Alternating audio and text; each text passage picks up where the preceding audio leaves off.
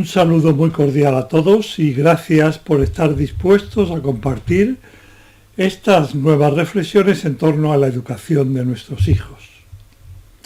Unas consideraciones que, por otra parte, cierran el ciclo de las que se incluyen en el presente programa titulado «Cómo asegurar una educación eficaz», y que serán más breves que en los vídeos anteriores porque el tema que aquí abordamos no forma parte propiamente del contenido de este curso, sino que se tratará con abundancia extensamente en otros de los que ofrece EduFamilia.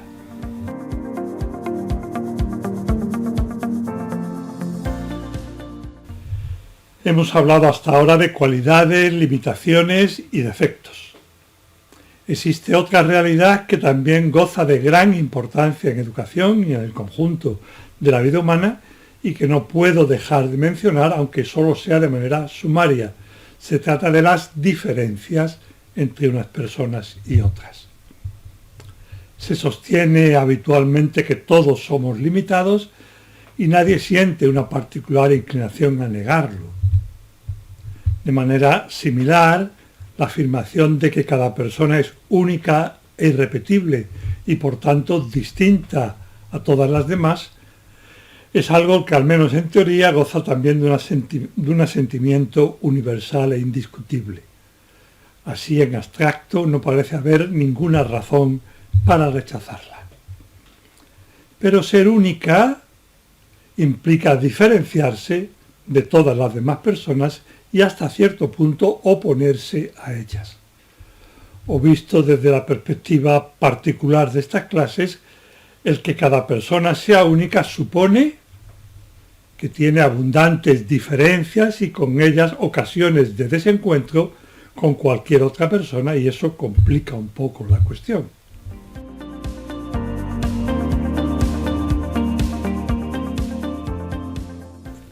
En principio, en el contexto en que nos estamos moviendo en todo este curso, y tal como aquí la entendemos, la diferencia no deriva ni se identifica, es decir, no tiene nada que ver directamente con una limitación o con un defecto, y por eso en primera instancia conviene considerarla como una simple o una mera diferencia. De otra manera más sencilla y quizás más directa, por el motivo que acabo de deducir, porque no es una limitación ni un defecto, la diferencia se asimila en cierto modo a las cualidades y en ese sentido es algo positivo y enriquecedor, y su gestión en el contexto de la familia y en lo que atañe a la educación no debería traer consigo especiales dificultades. Pero se trata de una cualidad diferente. Estamos hablando precisamente de diferencias, de una cualidad diferente de las que poseen las demás personas cercanas a ellas y con las que hay que convivir.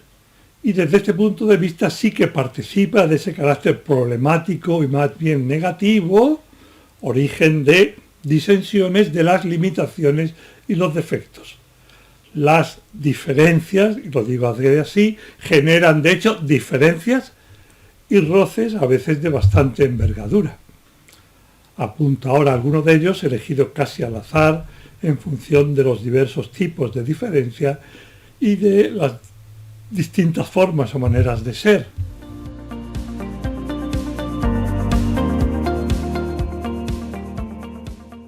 Ya desde muy niños hay algunas personas más dadas a la reflexión y a la vida sedentaria, con cierta incapacidad para la vida activa. No es difícil que esas personas choquen con quienes necesitan de tal manera el movimiento y la actividad externa que casi les resulta imposible detenerse a pensar o a contemplar, estar quietos. Hay también personas con gran capacidad de organización y de decisión, ahora me refiero más bien ya a los adultos, y con tendencia a llevar la iniciativa en los planes comunes. Y a esas personas probablemente les cueste entenderse y tengan pequeños roces con quienes también quieren ser los líderes del mismo grupo o de la misma actividad. Otros, por el contrario, prefieren sumarse a las propuestas ajenas y les fastidia o les cuesta desproporcionadamente el tener que decidir, pero a veces tampoco están conformes cuando los que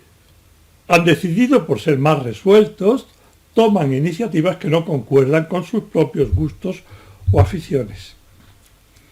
Hay personas más amantes de la ciudad y otras más amantes del campo,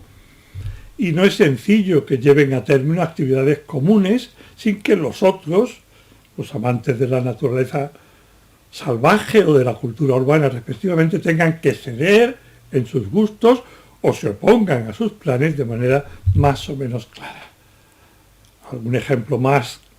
y más claro: hay personas fanáticas del deporte activo que no pueden pasar un día sin hacer ejercicio y que no congenian del todo o incluso sienten cierto desprecio por quienes, dicho a su manera, solo disfrutan cómodamente sentados en sus sillones con las actividades deportivas que ofrecen los medios de comunicación.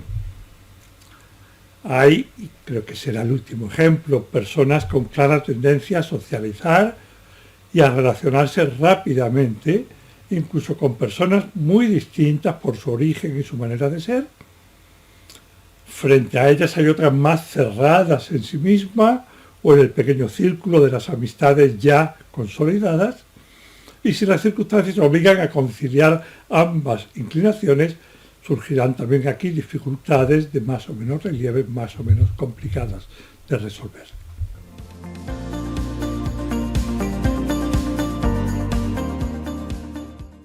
Es solo un pequeño botón de muestra de las múltiples y muy acusadas diferencias que enriquecen la diversidad de los seres humanos y también a cualquier familia. Pero hay más. En el interior de la familia, estas diferencias en cierto modo se agrandan y se agravan por el hecho de que quienes componen cada familia han de convivir íntimamente, de manera cercana, durante buena parte del día y en algunos casos también de la noche. Como consecuencia, los distintos modos de ser se ponen por fuerza más en juego y colisionan, chocan con los de los demás miembros de la familia, los de los cónyuges entre sí, y esto es casi un lugar común en la literatura relativa al matrimonio, los de cada cónyuge con los hijos, los de unos hermanos con otros. De ahí que valga la pena, en esta última clase, dedicar unos minutos a reflexionar sobre la manera de gestionar las diferencias, aunque por el contexto en que nos encontramos en este curso, lo haré de manera casi exclusiva desde la perspectiva de la educación.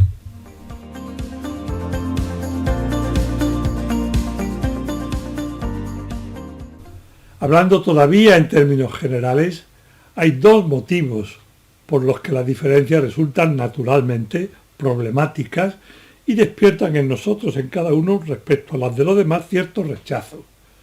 Por una parte, las diferencias ponen en peligro nuestro yo, nuestro ego, en el sentido concreto que ahora esbozaré. Por otro lado, dificultan, también por el motivo anterior, la convivencia entre quienes están cerca mucho tiempo.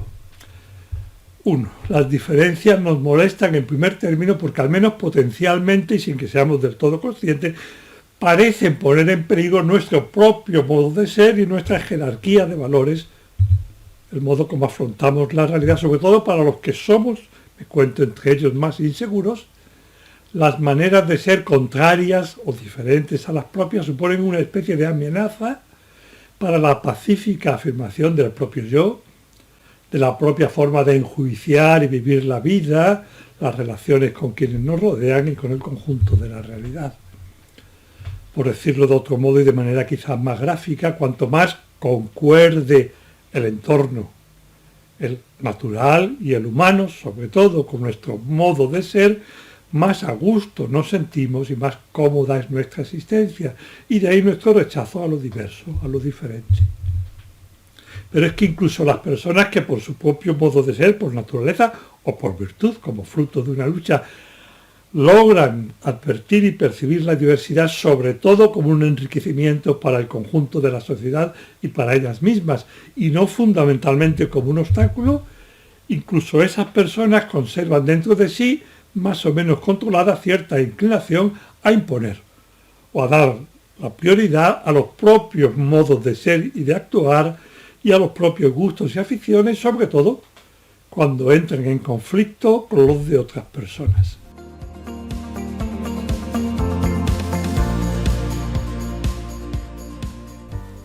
Y ese sería el segundo motivo y el más directo por el que las diferencias son difíciles de gestionar, el que deriva del hecho de que en muchas ocasiones hay que elegir una sola actividad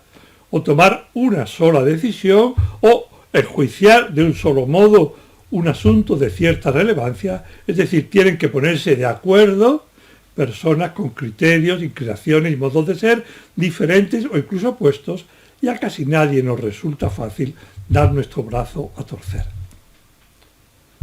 En el seno de la familia puede tratarse de cuestiones relativamente sencillas, como decidir el programa de televisión, supuesto que lo vayamos a ver varios miembros de la familia juntos, o el restaurante donde comeremos el próximo fin de semana, pero también puede tratarse de asuntos más complejos y de más calado, de más envergadura, como ponerse de acuerdo sobre la conveniencia de que uno de los cónyuges cambie su actividad profesional, sabiendo que eso puede llevar consigo el traslado de toda la familia a otra ciudad, o en el caso de los padres, de los cónyuges, establecer los criterios, por lo menos grosso modo, que orientan sus relaciones con las respectivas familias de origen, o las normas fundamentales por las que se rige el propio hogar, o simplemente elegir, sobre todo cuando los hijos ya van siendo más mayores, el lugar de las vacaciones para todos, o en otro tipo de cosas, la universidad en la que estudiará un hijo o una hija determinados.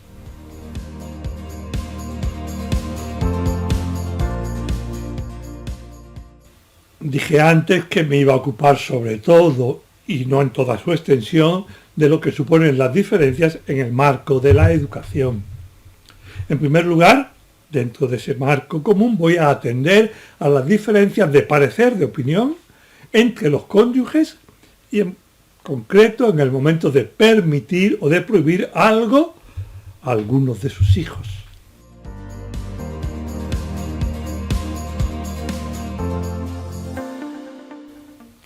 El criterio de fondo, que no admite excepciones, es que siempre es preferible el acuerdo entre los cónyuges, entre los padres. Y ese acuerdo es preferible para el hijo o los hijos a los que afecte la decisión, para el propio matrimonio y para el conjunto de la familia. Yendo muy al fondo de este asunto, Santo Tomás de Aquino ya advertía, y precisamente en relación con los hijos y con la educación, que aquello que fue la causa del surgir de una realidad debía ser también la causa de su desarrollo.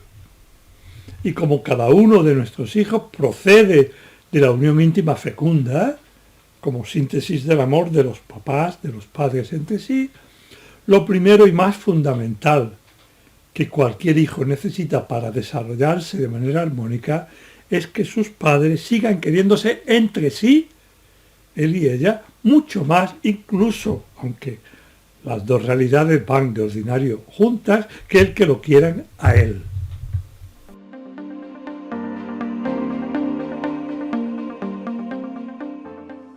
Dentro de este mismo marco y en el extremo opuesto, perjudica, hace daño enormemente al bienestar y al crecimiento de los hijos advertir que sus padres discuten entre sí. Cuando se trata de los hijos más pequeños, incluso la apariencia de estar discutiendo o lo que ellos interpretan como discusión hace daño a esos hijos. Por ejemplo, una subida del tono de voz o del volumen, una expresión cortante, un abandonar con cierta violencia la habitación en la que los papás estaban hablando. Se podría decir de manera metafórica, pero no falsa, que el hijo de corta edad, ante un enfrentamiento de sus padres que él interpreta inevitablemente como falta de amor recíproco, experimenta una especie de ruptura interior opuesta a aquella unión amorosa de la que recibió el ser. Es como si lo partieran por dentro. De ahí que sea tan conveniente evitar delante de los hijos incluso el atisbo, la apariencia de lo que ellos podían interpretar como enfrentamiento, como discusión o como simple desacuerdo.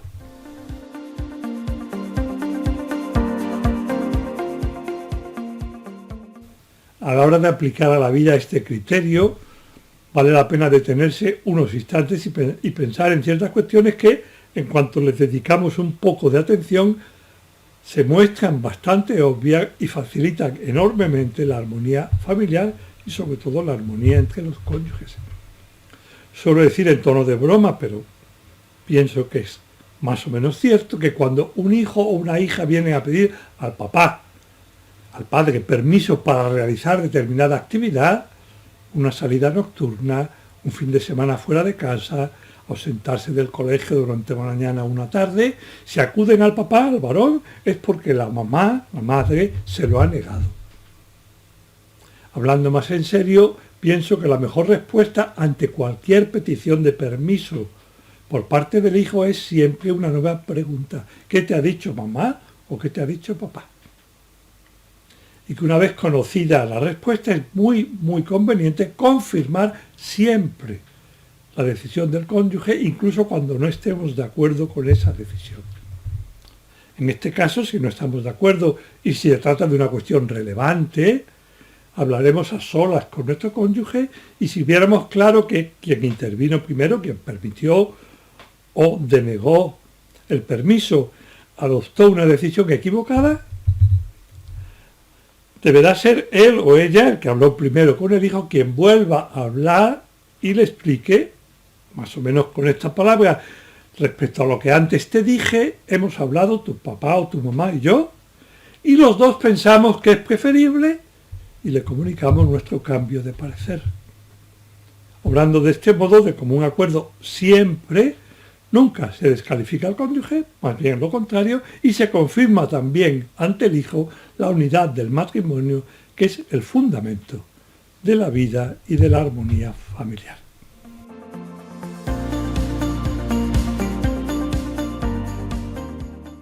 Añado, porque creo que es pertinente para acabar de entender el asunto, que de ordinario, con muy pocas excepciones, ninguna de las dos respuestas, ninguna de las dos opciones, ni la del padre ni la de la madre, es clara y patentemente y en todos sus aspectos preferible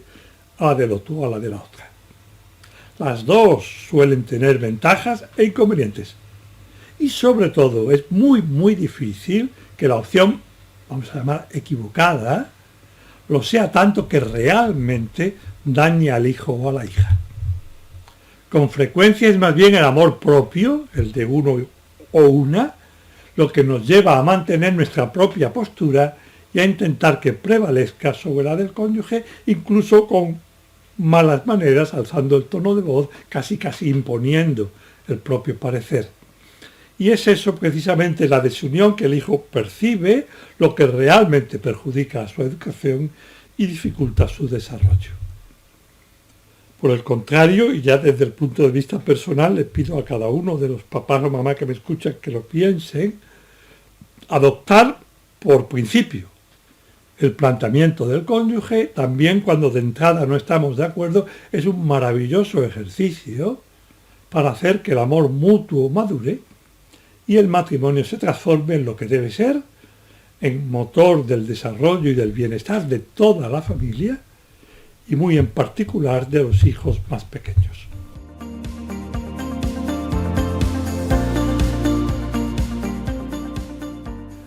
También en lo que atañe a la diferencia de los hijos, o relativas a los hijos, se puede hablar de dos vertientes o de dos aspectos fundamentales. El primero y principal, el distinto e incluso el opuesto modo de ser de dos hermanos, también entre los que han nacido con un año o poco más o menos de diferencia entre sí. En segundo término, las diferencias relevantes en manera de ser, en actitudes, aficiones, ideales, entre los hijos y sus papás, entre los hijos y los cónyuges. Las dos se gestionan sustancialmente del mismo modo, atendiendo al principio radical de toda la educación, de toda la vida familiar y en última instancia de toda la vida humana, Amar, querer bien a una persona, es procurar su bien, su mejora y su desarrollo personal, el suyo, que siempre va a caballo del inicial y básico modo de ser de cada persona y en particular del de cada uno de los hijos.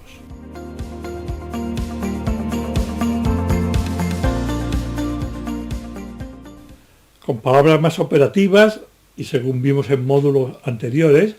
la manera más eficaz de promover el desarrollo de los hijos consiste en potenciar sus mejores cualidades, las de cada hijo. Para eso, como es evidente, y se explica con todo lujo de detalles en los textos de la plataforma, en este curso, el paso primero y fundamental consiste en conocer bien a cada hijo, en elaborar conjuntamente, papá y mamá, la lista de sus cualidades, limitaciones y defectos, en enfatizar sus fortalezas, aquello que se les da mejor, y, por fin, en cuarto lugar, en disponer la dinámica del hogar, de la familia, de modo que cada uno de los hijos se encuentre a menudo con ocasiones de poner en juego sus mejores cualidades, sus fortalezas. En el extremo opuesto, el de hacerlo mal, junto al desconocimiento del modo de ser de cada hijo, ese no saber decir, sino que es muy bueno o muy buena, pero sin pasar ulteriormente a detallar cuáles son sus fortalezas, el mayor peligro para una gestión correcta de las diferencias de los hijos entre sí es una malentendida pretensión de igualdad, más bien habría que decir de igualitarismo, muy frecuente en la época en que vivimos, tratar a todos los hijos de la misma manera. Un viejo amigo mío, con muchos años de práctica profesional como psicólogo, me contaba una de sus prácticas más habituales, cuando un padre o una madre acudía a él para tratar los problemas de uno de sus hijos y comenzaba la conversación diciendo, más o menos, no sé lo que ocurre, he educado igual a mis 3, 4 hijos, mi amigo interrumpía con tono de humor y corregía, pues entonces, si había dicho 3 hijos, al menos a 2 los has educado mal, porque cada hijo reclama ser educado de un modo propio diferente al de los otros. Muchos siglos antes, Aristóteles advertía que es tan injusto tratar de manera desigual a quienes son iguales como tratar del mismo modo a quienes son desiguales, y todas las personas son únicas e insustituibles y por tanto diferentes de las demás. En el supuesto en el que nos movemos, la educación, cada hijo requiere aquel tipo de educación y de intervenciones concretas que refuercen y desarrollen su propio modo de ser único e irrepetible y de ordinario, por no decir siempre, muy distinto e incluso en algunos aspectos contrario al de sus hermanos. Más todavía, como también sabemos y hemos comentado en otras ocasiones, el mismo hijo puede requerir un tipo de intervención muy distinta en momentos cercanos si las circunstancias han cambiado de tal manera que así lo aconseje. Fíjense que en todo lo que estamos viendo no nos alejamos del principio básico, el bien del hijo, que tiene como único punto de referencia ese bien, el de cada hijo, que siempre va a caballo, por decirlo así, de su particular modo de ser y que se encuentra casi definido por la unión de sus cualidades y sus limitaciones, como traté con cierto detalle en un módulo anterior.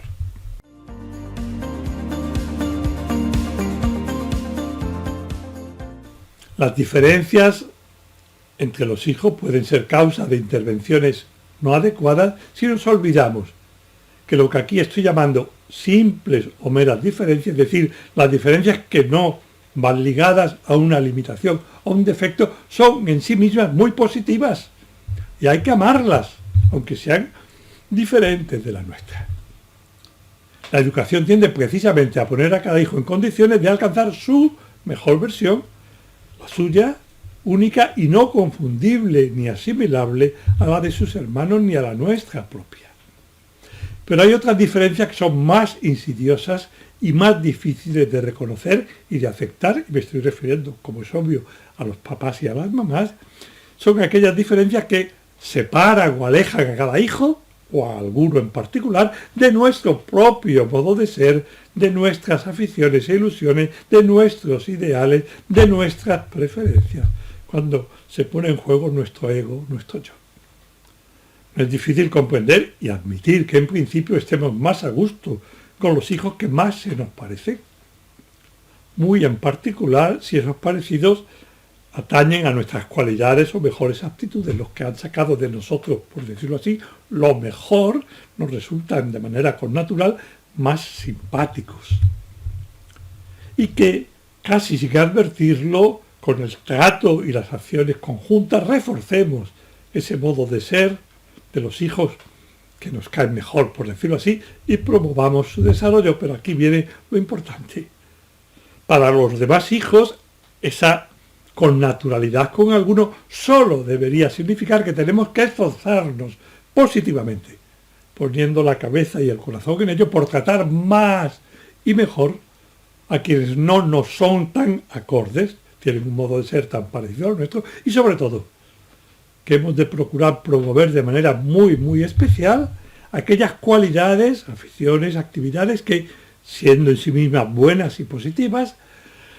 son las que prefieren esos otros hijos y que provocan en nosotros cierto rechazo porque se alejan claramente de las nuestras o incluso se oponen a ellas. Rechazo por comodidad, rechazo por falta de simpatía, de congeniar con aquellas aficiones, con aquellas ilusiones. De nuevo, lo único realmente importante es el bien del hijo, no, nunca nuestras preferencias, lo que a nosotros nos gusta, lo que nos apetece. Eso nunca, nunca, nunca debería pasar por delante del bien objetivo real del crecimiento, del desarrollo de ninguno de nuestros hijos. Y con esto, confirmando de nuevo como el principio general de toda la educación, que es el bien del hijo, lo que le ayuda a crecer y a ser mejor persona, creo que podemos concluir. Espero que este vídeo, los que lo anteceden y el conjunto del curso les sirva realmente de ayuda. Un fuerte y sincero abrazo a todos, por tanto, y ojalá nos veamos de nuevo en algún otro programa ofrecido por EduFamilia.